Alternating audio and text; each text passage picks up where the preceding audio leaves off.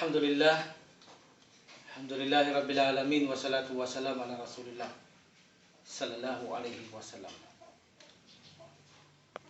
Ahlan wa sahlan wa marhaban fi darsi al-lugati Arabiyyah min al-Qur'anil Karim.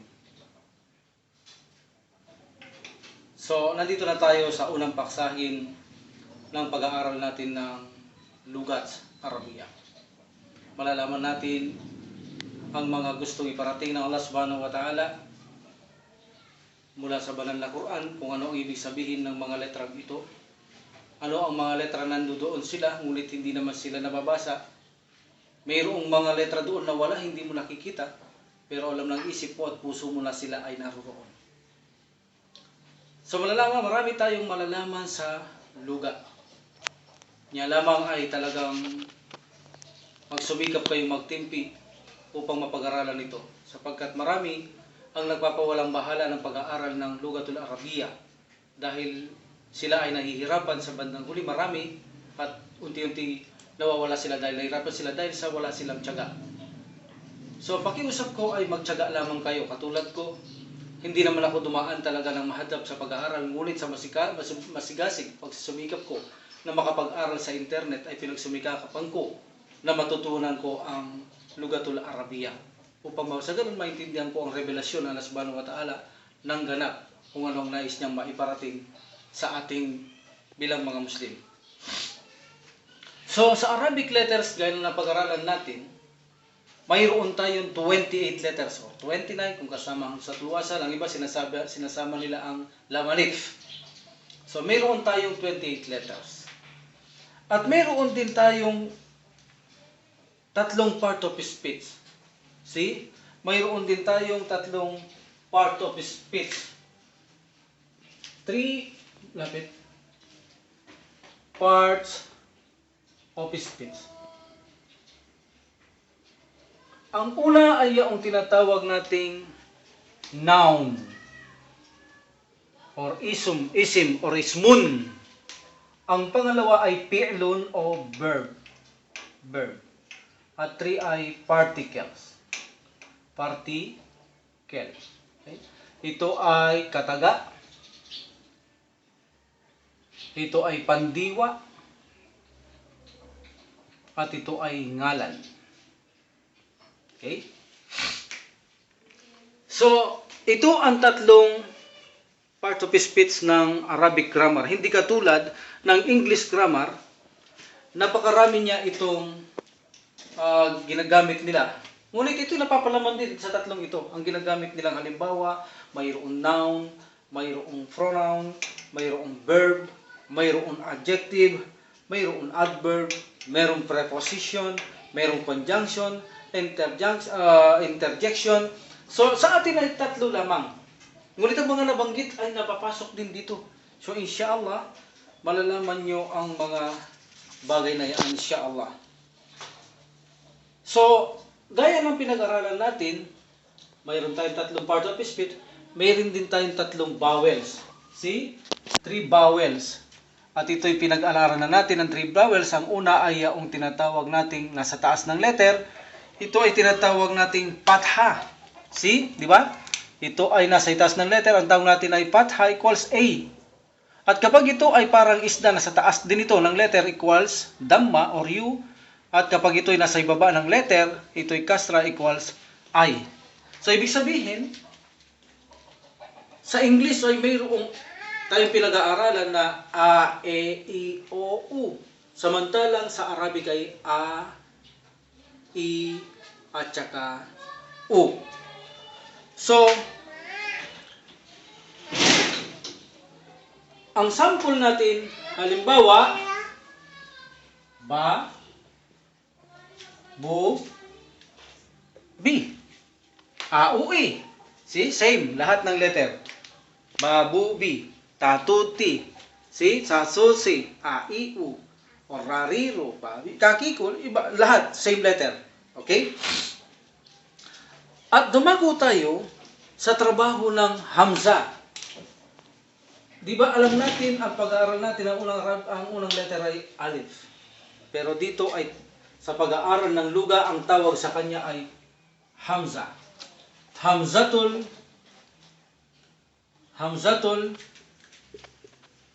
wasal. At ang isa naman ay mayroon siyang sign na ganyan, hamza. Ito'y tinatawag na hamzatul qata. See? Ang hamzatul wasal, ang kanyang trabaho ay pampahaba. Elongation, pampahaba. Like for example, kapag siya'y nasa gitna, nasa hulihan, pampahaba ang trabaho niya. For example, lagay natin sa gitna. Babun. Okay? Is a door. A door. Ba plus A. Then, lagay natin ngayon ang hamzatul wasal. See? Ba. Bun. See? Ibig sabihin ay mayroon itong dalawang A. Isang A, pangalawang A. Ang trabaho ng hamzatul wasal, pampahaba. So, ibig sabihin, hahaba ang pagbigkas mo sa ba. Magiging dalawang A. Ang bigkas mo ay ba. See? Ba. Dalawang A. Ba. 2 count na A. Babun. Babun. A door. Isang pintuhan. See? Ganun din siya kapag nasa hulihan siya. Ay binibigkas din ito ng pampahaba. Kapag siya ay nasa hulihan ng letter, ay binibigkas din siya ng pampahaba. Ang tanong ngayon, papaano kung siya ay nasa unahan? Dito natin pag-aaralan ang hamzatul wasal. Like for example, ibnu. Ibnu. Ano ang no? Nun, yan ang tuldok. Plus u. Ibig sabihin, B plus sukun. Sukun. So, hindi ko na ilalagay yan. Automatic. Kapag wala siyang vowels, automatic na sukun. Single letter siya. Okay? So, paano ko nalaman ito na I? Inshallah, malalaman niya kung paano naging iyan. Okay? Okay. So, ito ay ibnu. Ibig sabihin, anak na lalaki. So, itong hamzatul wasal na ito, kapag nagkaroon nito ng letra sa kasunod niya, no? Like for example, lagyan natin ng wa. Ibig sabihin ng wa, ito ay ataf or atfin, at. Tagalog at, sa English n. So kapag ito ay inilagay natin, ang basa dito ay wa ibnu, no. Ito ay mamamatay. Namamatay siya ang hamzatul wasal kapag mayroong letra sa kanyang unahan. So ang basa ngayon dito ay wab, no. So ito ang kanyang basa. Ito ang kanyang tamang pronunciation. Wab, no. Namatay ang hamzatul wasal. Namatay ang hamzatul wasal. So tandaan ninyo, kapag nagkakaroon ng unang letra, ano man ito, na pinasusundan ng hamzatul wasal, ito ay mamamatay ang hamzatul wasal. Ngunit kung wala ito, siya ay buhay. Si ibnu. At kapag siya ay mayroong pasunod, like for example, mabnu. Dahil patay na yan, mabnu. Ito ang tinatawag na hamzatul wasal. Samantalang ang hamzatul qata, ito ay hindi namamatay. Like for example, sabihin natin okay, ra. Akhiratun. So makikita nyo ito, nandito ang hamzatul wasal. Ito ay chair. Chair ito ng hamzatul qata. Chair, upuan. Akhiratun, kabilang buhay. So, hindi ito pampahaba. Ito ay sariling binibigkas. Either nasa gitna o either nasa hulihan minsan. See? Minsan naman ito ay hindi na may pansariling pagbigkas kasi minsan nilalagay yan sa lam alif. Like for example, nakaganyan siya. See? So, ang basa sa kanya ay la. Minsan nasa gitna siya, nagiging dalawa ang a. La. Minsan naman nasa ilalim siya. No? Okay. So, minsan kapag nakahiwalay siyang ganyan, may sarili siyang pangbasa, may sarili siyang pagbabasa o pagbigkas. Ito, andaan ninyo, ito'y upuhan lamang, iber na mawala yan. So, makikita nyo, pa rin yan. So, ito ay chair lamang ang hamzatul na to. So, akhira, kahit na bigyan mo ito ng letra sa unahan, hindi ito mamamatay dahil ang tawag sa kanya, hamzatul qata. Matibay, matatag, palaging buhay. So, ang basa rito ngayon ay hindi katulad ng hamzatul wasal. ang basa sa kanya ay wa akhiratun. See? Samantalang kung ito'y gagawin natin ng hamzatul wasal, wakhiratun, patay na ito. Wakhiratun. See? Ngunit, kung ito ay may hamzatul qata, hindi mo mapapatay yan. Ang tamang basa sa kanya ay wa akhiratun. Wa akhiratun. Okay? So, tandaan natin, ang hamzatul wasal, khata, ay mayroon niyang chair. Minsan ang kanyang chair, ito ang upuan niya, ang hamza. Minsan ang kanyang chair, ang W. Wow! Yan ang kanyang minsan upuan. Minsan naman ang ya. See? Nagkakaroon siya ng upuan na ganyan. Inshallah, malalaman nyo rin yan. Okay? So, sa Arabic, murahin ko na to. Dapat ito ay naisusulat nyo, pinopost nyo. I-post nyo ang inyong mga video o mobile o laptop. Then,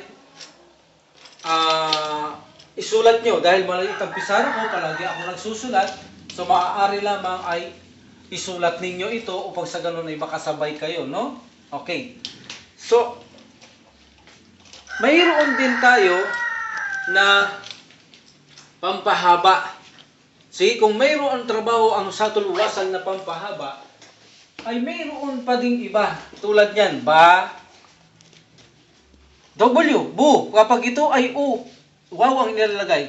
Kapag ang nilalagay ay I, so Y naman ang pampahaba natin. So, iyan ang mga pampahaba ng hamza. Hamzatul wasal. Va, bu, bi. See? So, yan ang tamang pagbigkas sa mga yan. Tandaan ninyo, masela na ang Arabic, hindi kayo maaaring magbawas ng letra o magdagdag ng letra dahil maaaring magkamali kayo sa pakahulugan nito. Bibigyan ko kayo ng example na kapag kayo nagdagdag ng letra o nagbabawas, ay nagkakamali kayo. Like for example, kapag nilagay nyo ay la, okay? Or la, or sabihin natin ganito siya. La ilaha illallah. Ginawa nyo la. Yan lang. Ibig sabihin, mayroon pang Diyos maliban sa Allah. See? La ilaha illallah. Tama na mayroon pang Diyos maliban sa Allah. Pero kung nilagay nyo ay la, double A. Wala. Ito ang tama. Walang Diyos. Walang Diyos maliban sa Allah. See? See, nakita nyo, nagbawas kayo ng alif or A. Lumabas sa la ilaha illallah. Mayroon pang ang Diyos maliban sa Allah. Pero kapag sinabi nyo, la, yan ang tamang pagbigkas. Walang Diyos maliban sa Allah. Sa pagdaragdag naman, lambawa, sabihin natin, see, Q, ibig sabihin yan, dalawang A na yan, kahit hindi ko lagay ang A dyan, automatic, dahil alam nyo may hamzatul wasal, automatic may alif to, ay may pathay to. Qala. Okay? Qala means, sinabi niya. Qala means, he said. He said. Like for example, kala Rasulullahi, kala Allahu. So, sinabi ni Propeta Muhammad sallallahu alaihi wasallam. Ngunit kapag dinagdagan nyo ito ng isang hamzatul wasal, ibig sabihin, dalawang A ng lam, dalawa ang A ng kaf. Okay? So, ang basa nyo ngayon, binasa nyo, imbis na kala. Ibig sabihin ngayon, kala Allahu. Like for example, sinabi nyo, kala Allahu. Sinabi nilang dalawa ni Allah. Ibig sabihin, lumilitaw dalawa na ang Diyos mo. Ganito kaselan ang pagbibigkas ng banal na Quran. Hindi ka maaari magbawas, magdagdag dahil may posibilidad na mag-iba ang kahulugan. Minsan, katulad nito, Allahu, sinabi nilang dalawa ni Allah. See, can you imagine? Shirk ang nagagawa mo, dalawa pala ang Allah. Hindi isa, lumalabas na sa pananampalataya Islam dahil mali ang paniniwala mo sa Allah subhanahu wa ta'ala. So, ganyan ito kaselan. Okay? Now, dumako naman tayo sa kung saan sa Arabic ay mayroon feminine. Ano? May salita, may words na feminine. Feminine, mahalaga ito. Natandaan nyo ito. At masculine.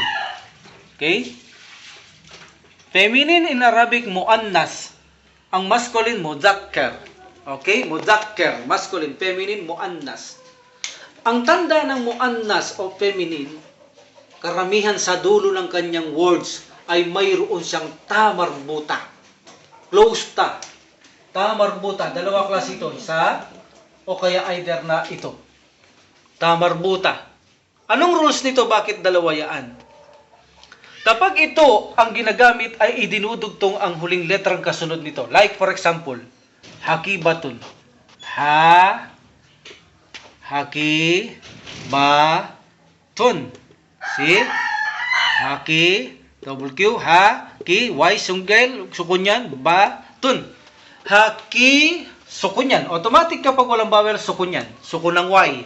Gitna yan, mga gitna yan. See, itong first letter, center letter, center letter, center letter, last letter. Ganyan ang pagsusulat. Kukunin nyo lahat ng center letter, first letter, last letter. So, ang lahat na ginamit ko sa gitna ay gitnang letters na tinuro ko sa inyo sa letter. Hakibatun means a bag. Isang aklat. Isang aklat. So, nakita nyo ang kanyang tamarbuta? Ginamit ko ito. Bakit? Dahil ang letter ba ay idinudugtong. Idinudugtong ang ba, kaya ang gagamitin mo kapag dinudugtong ay ito, kaya meron siyang palawit. Ngunit kapag walang dugtong, ito ay gagamitin nyo.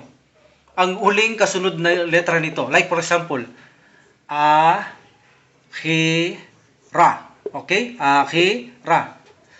Dudugtungan ba ang ra? No. Hindi ito dinudugtungan sapagkat anim ang hindi dinudugtungan. Hindi dinudugtungan sa rap. Alif, da, zal, ra, zay, at waw. Dinudugtungan lang sila sa likod.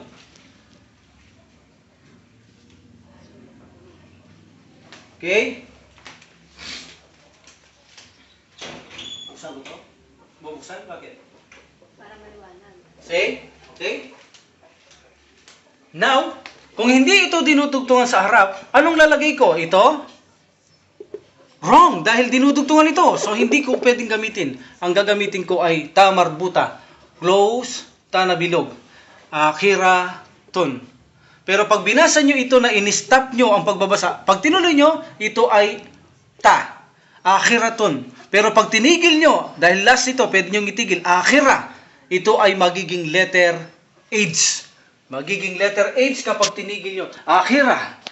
Pero pag tinuloy nyo, akhiratun. Pag tinigil nyo, akhira. Magiging letter H siya. So alam nyo na ngayon ang rules ng dalawang to kung paano ginagamit. Kapag dinudugtong ang huling letra na kasunod nito, itong gamitin. Kapag walang dugtong katulad nito o anuman dito, ay gagamitin ninyo ang bilog na marbuta. So yan ang tamang paggamit sa mga iyan. See, tandaan nyo, mahalaga na malaman ninyo ang mga salitang feminine, masculine. Ang feminine always mayroon tamarbuta. See? Pero ito ay 99.5%. Ganun kalaki. Kapag mayroong tamarbuta, 99.5% feminine word. Like for example, hakibatun. Mayroon siyang tamarbuta, feminine word. Mahalaga ito na pakatandaan ninyo. Pero mayroon din, kaya nga 99.5% lang, mayroon mga kasi na mga feminine din na walang tamarbuta. Like for example, Zainabu. Babae yan. So, hindi mo kailangan panghanapin ng tamarbuta. Bakit? Babae na yan. See, babae na yan. Mayroon pang iba. Malalaman siya lang kung saan walang tamarbuta, pero siya ay feminine. Okay? Pero siya ay feminine, kahit walang tamarbuta. Pero 0.5% na lang yan. Kukunti na lang yan. 99.5% kapag may tamarbuta, feminine. 99.5% kapag walang tamarbuta, ito naman ay masculine. Ito naman ay masculine. Okay? Halinaw. So, sa Arabic,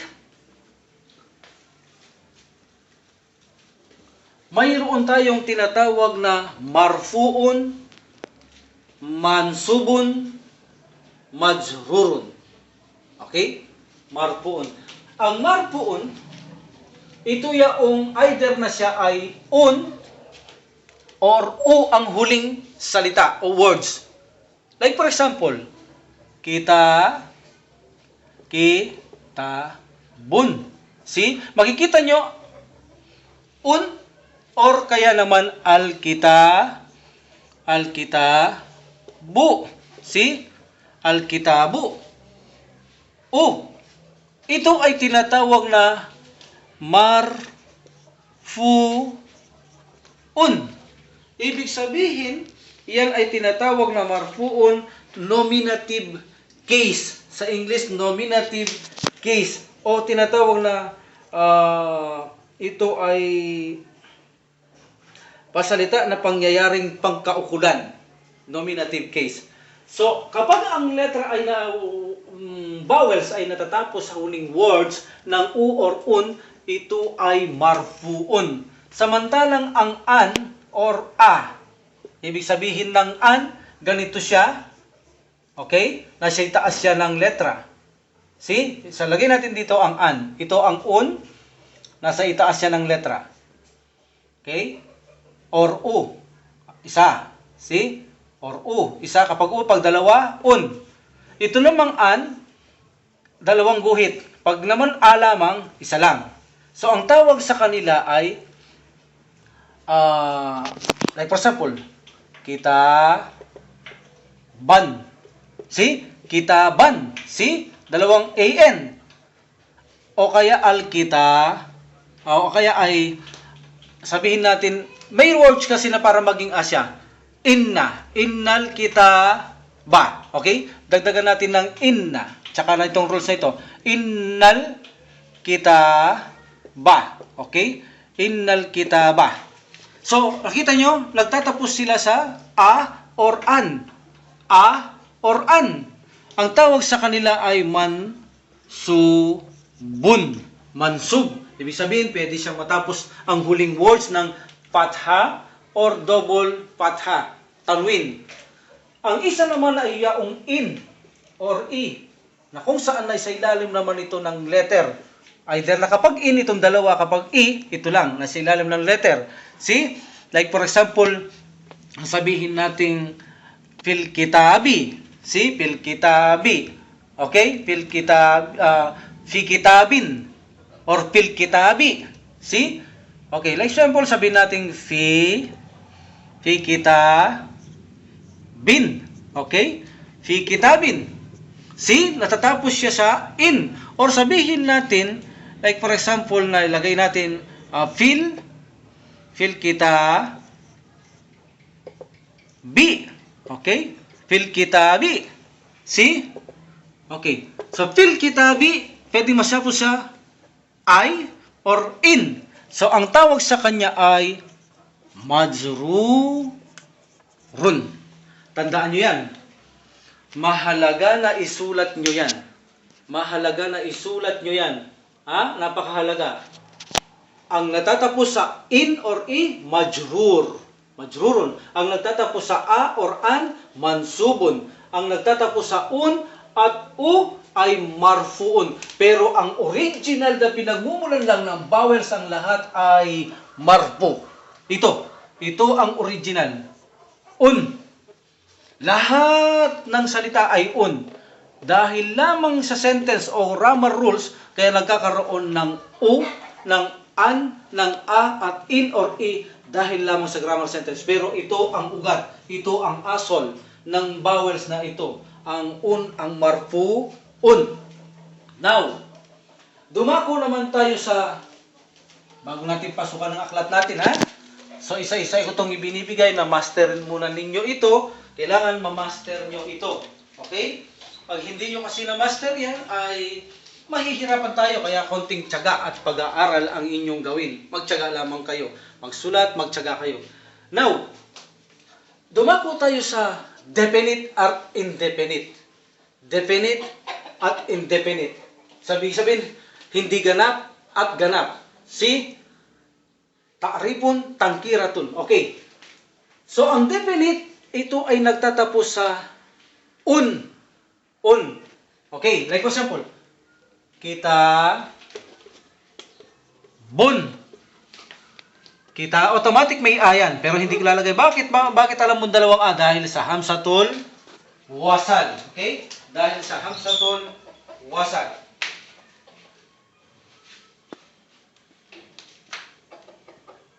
So, automatic na ito ay indefinite. Hindi ganap na malinaw. Indefinite. See? Ibig sabihin nito, abuk. Abuk. isang book, or maaari magkaroon siyang is a book. Tandaan ninyo, sa Arabic grammar, walang is, walang are, walang am. Nakikita nyo lang yan, minsan dito tulad nito, itong un na ito, ang nagbibigay kung saan is a book. Ibig sabihin, kapag nakita nyo ang un, ito ay indefinite. Hindi ganap na malinaw. Indefinite. Okay. Paano natin gagawin definite ito? Ang kitabun. Sa pamamagitan ng paglagay ng kitabun, lalagyan lang natin ng al. Si al. So pag binagyan mo ng ang kitabun ng al, tatanggalin mo ang isang damma. Al-kitabu. Dito ay definite na ito. Definite na ito. Okay? Al-kitabu. Tandaan nyo, pag binigyan nyo ng al, ang isang salitang, for example, hakibatun, hal-akibatu. See? Akibatun, al-akibatu. Babun, al-babu. Tinatanggal nyo yung isang o. So, nawawala na yung is a. Ibig sabihin dito, ang al ay nangangahulugang ang, da. So, ang aklat dito ay nangangahulugan na lamang book. The book, al-kitabu. The book. Hakibat, al-hakibatu, the bag. Al-babu, the door. Pero pag tinanggal mo ang al, babalik yung un. Kitabun, kitabun is a book. Babun is a door or a door. Hakibatun, a bag or is a bag. See? So, paano natin nagagawa ang indefinite? Un. Paano ang definite? Siya ay mayroong o lamang. Okay? Now, dadako tayo sa ating uunahing papaksahin ang noun. Ismun or isim. No? Jumlatul ismiya. Ibig sabihin, sentence noun. So, ang noun ay nangangahulugan. Itong noun na ito ay noun is a group of words that gives complete sentence. Yan ang noun. Kailangan kompleto ang sentence. So, para maging kompleto ang sentence, dapat mayroon tayong definite at indefinite. Ibig sabihin, una dapat para maging kompleto ang noun, mayroon ka unang-una subject. Subject. Ibig sabihin, mayroon kang mubtada. Mubtada. Okay? At pangalawa, kapag wala ito, hindi, anuman mawala sa dalawang ito, hindi ito matatawag na noun. Sapagkat, not complete sentence. Dapat mayroong karitong news. News, balita sa pinag-uusapan na tinatawag naman itong kabar. Ito ang tawag na kabarun. Mubtadahun, kabarun. Okay? Kabar. So, ibig sabihin, news, balita sa pinag-uusapan nating subject. So, para maging kompleto ang noun, jumlatul ismiya, kailangan mayroon siyang mubtada, mayroon din siyang news. Ang mubtada, almost definite. Yan na. Kaya kailangan alam yung definite. Al-kitabu, al-akibatu. See, mayroon lang siyang u. At ang kabar, if it is one word, kapag ito ay isang salita, nagtatapos siya sa saan? Indefinite. So, para maging kumpleto, ang mubtada ay definite, ang kabar ay indefinite. Magbigay tayo ng sample. Like for example, okay? Kailangan ng mubtada ay definite. Si malinaw. Al-kitabu. Bakit al-kitabu? Not kitabun. Dahil mayroon siyang al. Tatanggalin mo yung isang damma. So, dahil ito'y may al, ito na ay definite. So, ang subject o mubtada ay palagi itong definite. Almost. So, ang mubtada ay almost definite. Definite yan. See? Definite. Okay. Now, al-kitabu maksurun. See? Al-kitabu maksu. Okay? M-A-K, sukun, mak. Tapos U, S-U, plus wow, pampahaba. Yan ang sinasabi kanina, pampahaba. Maksu, dinudugtungan ba ito? No. Kaya hindi nakadugtong dito ang ro. So, maksurun. on. Nakita nyo, itong on na ito ang nagbibigay na indefinite. So kapag mayroon on, the book is broken. See? The book is broken. See? Maksurun is broken. The book is mubtada. Definite. See? Definite. Okay? Because of al. See? So makikita niyo ito on. No, hindi ito definite. So siya ay indefinite. So tawag sa kanya ay khabar. Khabar. Indefinite. So always ang khabar ay indefinite. Almost. Ang mubtada ay almost din na ito ay definite. So kung babasahin mo ito, the book is. See? Makikita nyo yung is, doon nakuha. Kapag tinanggal ito, mawawala ang is. Tulad ito, the book. See? Pero pag meron siyang ganyan na lumilitaw ang is A or is, the book is broken. Mubtada, khabar. Anong pinag-uusapan natin? Anong subject? Ang aklat. So ito mubtada. Anong balita sa aklat? Nasira. Sira siya. Is broken. Sira. Kaya ito ay tinatawag na jumlatul ismiyah. Noun sentence. Ibig sabihin kapag noun sentence, mayroong siyang mubtada at almost definite.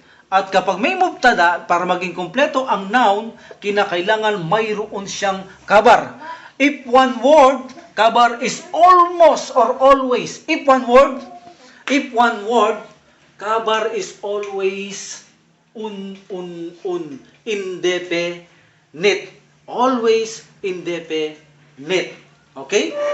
So tandaan ninyo, mga brother and sister, sa Arabic, nag-iiba-iba ang mga vowels. Hindi tulad ng English, kung babasahin nyo ang English, pag sinabing Muhammad, the messenger of Allah. Allah, tapos, Allah. O sabihin, I testify that Muhammad is the messenger of Allah. Tapos, okay sabihin, oh Allah, send blessing to Muhammad. Allah. Pero sa Arabic, kung makikita nyo, hindi ganon. Like for example, Allahu. See? Allahu. Gafurur Rahim. Allahu.